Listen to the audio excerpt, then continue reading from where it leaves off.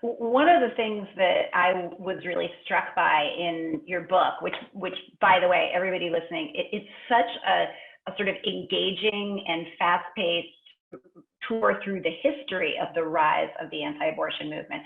One of the things that I was really struck by is the fact that you say that at the time of Roe v. Wade, this was actually not a huge issue in the right-wing community, that there were not a huge number of pickets or demonstrations out in front of the Supreme Court at the time of that decision being handed down. Jerry Falwell, who was an extremely powerful figure in the religious right in the 1970s, didn't even talk about abortion until near the end of that decade. And you have this scene in your book where a number of stakeholders from the right are trying to figure out what is going to unify their party now that speaking openly about racism, they have decided is not going to be the winning tactic for them anymore.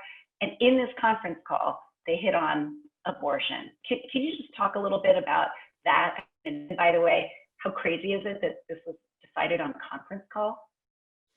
It was one of the most surprising pieces of history that I learned when I joined the movement. And also, I find shock and surprise in so many crowds, pre-COVID crowds and now Zoom crowds that I talk to, is that the radical right, the religious right, actually mobilized to political activity in the late 60s and early 70s around fighting school desegregation, as you said, Cindi. And that in fact, even when Roe came down, and I'm a Texan, I'm from Dallas, Texas, there was one of the leading evangelical fundamentalists at the time, W.A. Criswell, put out a statement in response to Roe, affirming that they believed that what was best for the woman in the equation was best for the family writ large.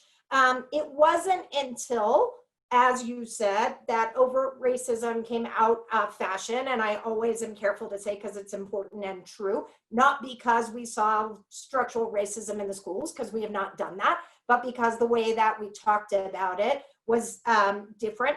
And then there was this also interesting convergence with Phyllis Schlafly and the Eagle Forum, who had been fighting to defeat the ERA, again, not talking about abortion at all within the context of the ARA. In fact, they talked a lot about women would be drafted and women would be able to get alimony in the same way. Abortion didn't really merit much conversation in the context of the ERA.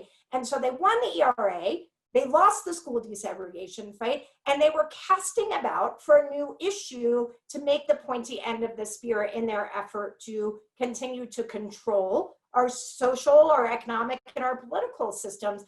And somebody raised abortion on this conference call, and the rest is history. But I do want to say, because it's really important, they were prescient in their understanding that they could disarm a pro-choice majority in this country because there was still so much social stigma around not necessarily abortion, but around sexualized women who, were against the backdrop of the sexual liberation movement, who were upending norms in society. And there was a lot of concern and misogynistic stigma around that. And so they bet the whole farm on the fact that that would be enough to keep the majority of Americans who did then, as they do now, believe in legal access to abortion and a pregnant person's ability to make their own decision, silent.